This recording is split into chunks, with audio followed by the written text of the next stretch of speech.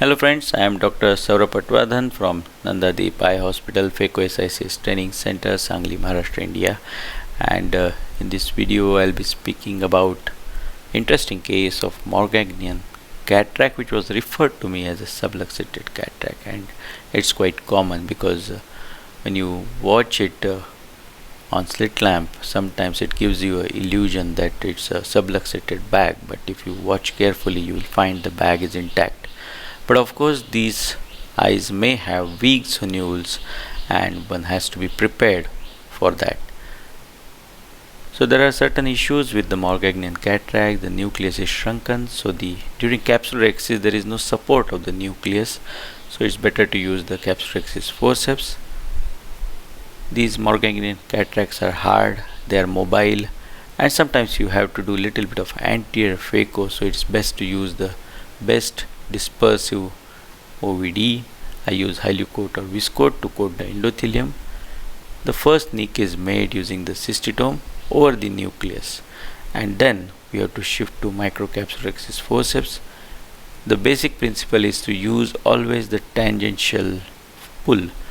Never pull these capsulorhexis edge radially in these cases with morgagnian cataracts and weak zonules.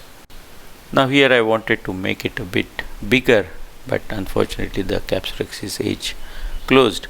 So I decided to put some cohesive viscoelastic in the bag so as to form the bag again, and then I thought that I will enlarge the capsulorhexis a bit because for these morgagnian cataracts better to have adequate size rhexis. So I used a micro scissor from the side incision, made a nick in the area where I want to increase the capsulorhexis, and using the microrhexis forceps, again you can see here whenever I by mistake pull the capsulorhexis tear radially, you can find that it starts going out.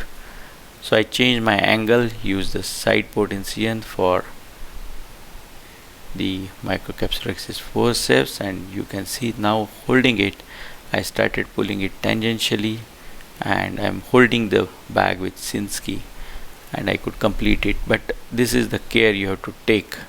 Never pull these capsulorhexis tears radially in such cases. Now I'm going to support the bag, though the bag appears to be quite well supported by the zonules.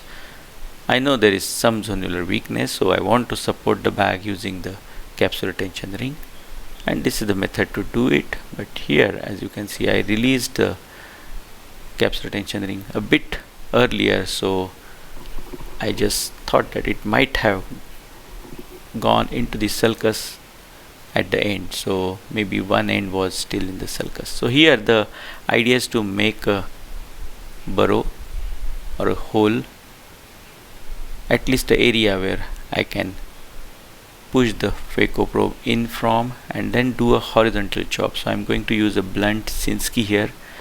This is a 1 mm Sinski, blunt one. The tip is quite blunt, safe for the posterior capsule. I have taken out one small piece, and again I will bury. Now for burying I always use 80% longitudinal along with some ozil. The longitudinal helps in getting a good hold over this nucleus. And you can see the heavy dispersive OVD here. I am using hylucoat, which is similar to viscoat, and it holds the pieces so nicely together apart from protecting the endothelium. And you can see the fluidics are so well, the posterior capsule didn't move during the procedure. And yeah, this is what I was suspecting earlier, and I could see that the end eyelet was in the sulcus, so I pushed it back into the bag, and the IOL goes in the bag.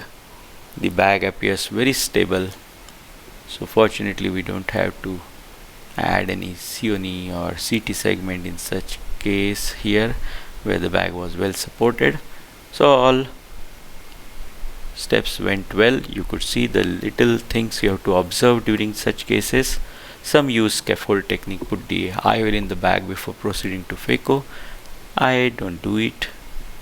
I believe that fluidics are very important. If we can use proper fluidics, you may not need the scaffold technique, but of course it might make the surgery safer if you feel there are fluctuations in the anterior chamber.